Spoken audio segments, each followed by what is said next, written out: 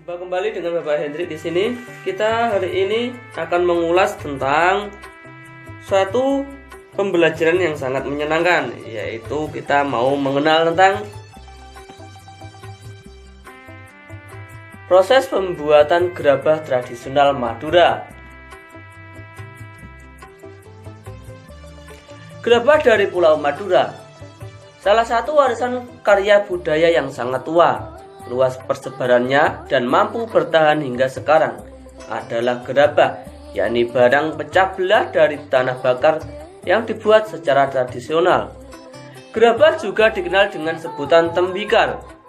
Gerabah konon sudah dibuat manusia sejak mereka hidup menetap dan mulai bercocok tanam beberapa ribu tahun sebelum tahun Masehi, dan kini masih kita dapatkan di seluruh pelosok Nusantara, tidak terkecuali di Pulau Madura.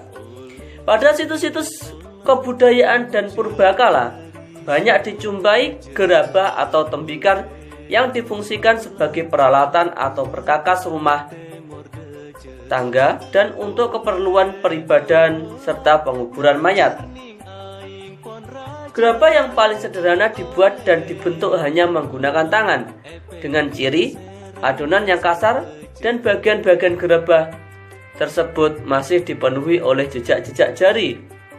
Selain itu, bentuk kadang tidak simetris. Tidak terkecuali di Pulau Madura, gerabah dibuat untuk difungsikan sebagai peralatan sehari-hari masyarakat setempat, yang dilakukan secara tradisional seperti apa yang dilakukan oleh para pendahulunya. Kesamaan pembuatan gerabah di Madura sekarang ini dengan para pendahulunya adalah proses pembuatan dan bentuknya yang masih tradisional, sama seperti gerabah-gerabah yang dihasilkan pada zaman terdahulu. Alat dan bahan.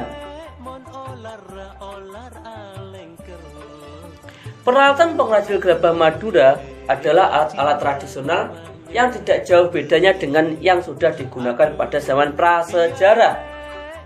Alat-alat umum adalah cangkol, linggis, ember, dan alat khusus seperti berikut. Panombuk atau penumbuk berupa bulatan bertangkai untuk alat pembentuk bagian dalam. 2. Panempa atau penempa untuk pembentuk dan penghalus bagian luar berupa sekeping papan. Pangerok atau pengerok, sejenis sabit bermata miring bertangkai panjang untuk menghaluskan bagian dalam. Nomor 4. Panyambungan, wadah air untuk menetesi gerabah dengan secarik kain agar mudah dihaluskan. Nomor 5. Pangelet, secarik kain untuk membentuk bibir gerabah.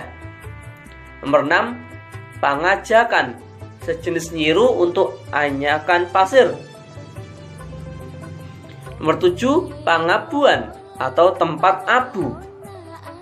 Nomor 8. Panompal, alat menyisikan abu dari pembakaran. Nomor 9. Werkower, galah berujung kawat lengkung. Nomor 10.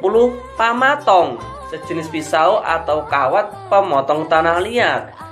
Nomor 11 yaitu pungku, pembakaran gerabah.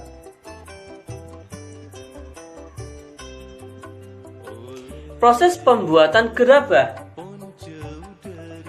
1. Menyiapkan bahan berupa tanah liat. 2. Mengaduk tanah liat dengan dicampur air. 3. Setelah jadi adonan, diambil perbongkahan untuk dibuat bentuk kasar. 4. Dengan menggunakan kain pangelet, bibir atau pinggiran bongkahan dibentuk sehingga bulat melingkar. Nomor 5. Bila yang dibuat sejenis periuk, maka ketika pinggiran atau bibir sudah jadi lalu diangin-anginkan, baru kemudian membuat bagian perut yang terpisah dengan bibir.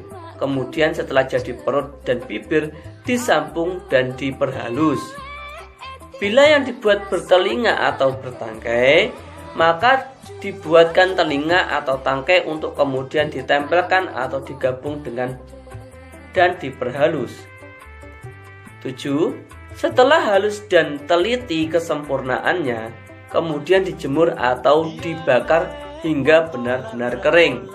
8. Langkah terakhir setelah kering adalah dibersihkan. Namun untuk beberapa daerah ada yang masih menyempurnakannya dengan cat yang berasal dari lumpur. Nah, itulah sedikit informasi mengenai gerabah dari Pulau Madura. Untuk lebih memahami apa yang disampaikan Bapak Guru, kalian bisa melihat di halaman 124 sampai 127 di buku tema 1 Organ Gerak Hewan dan Manusia kelas 5 SD tentunya. Bagaimana, kalian menarik untuk membuat gerabah sendiri di rumah? Nah, untuk tugas kita hari ini yaitu mengerjakan buku panduan di halaman buku panduan halaman 129. Selamat mengerjakan.